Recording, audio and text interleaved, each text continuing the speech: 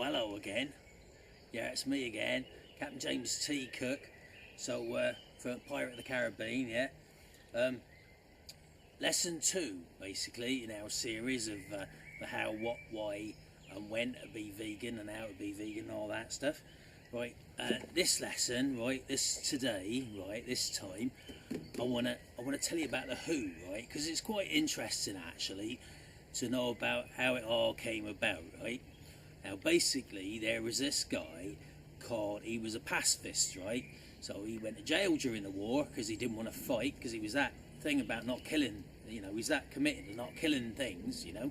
He was a vegetarian, and he grew up on a farm, and he didn't want to kill animals, and he, you know, so when it came to war, he thought, well, you know, I'm not killing animals, I want to kill people.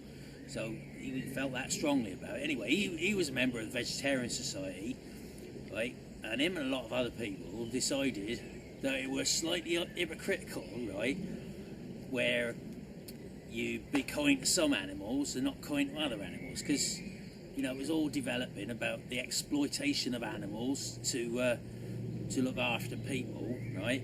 And he didn't think that was right. So he asked the Vegetarian Society if him and his friends could set up this other little group where they took it to the next stage, right? And the Vegetarian Society said no.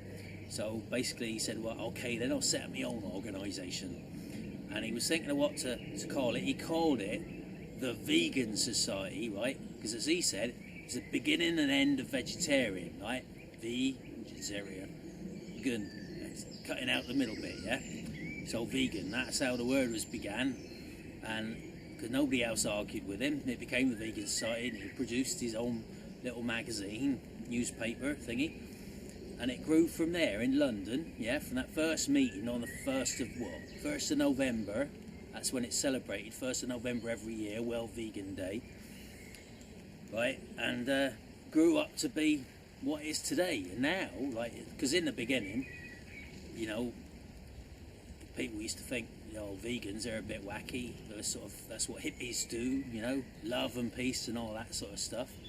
Even though Indians have been doing it for, you know, in the Far East with the Hisma and Jains, people like that.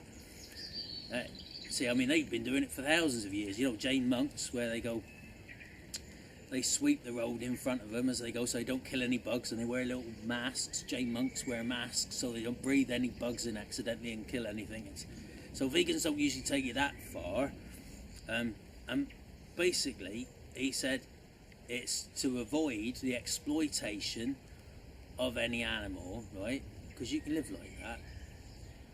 So him and his friends, they started up this thing called the Vegan Society, and over time, of course, it's got quite popular now.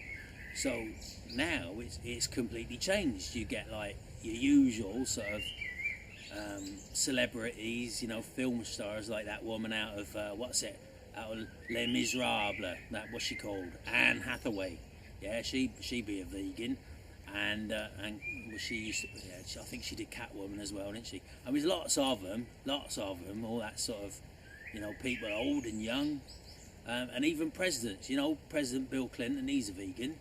Yeah, he follows a vegan diet, and that's what saved him from his heart problems. Yeah, so yeah, these days they come in all shapes and sizes, and you know, veganism's doubled in the last couple of years, so it's really catching on. So I think it's a good idea that you do it as well, and you become one of the who's as well, rather than one of the maybes. So just go away and think about that, and then come back in time for lesson 3 when you're ready, of course. And yeah, meanwhile, if you got any questions, then just Facebook me or Twitter me, something like that, okay? I'm easy to find, Captain James T. Cook, right, at your service, Pirate of the Caribbean. See you later, okay? Bye.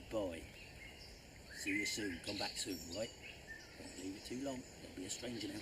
Bye.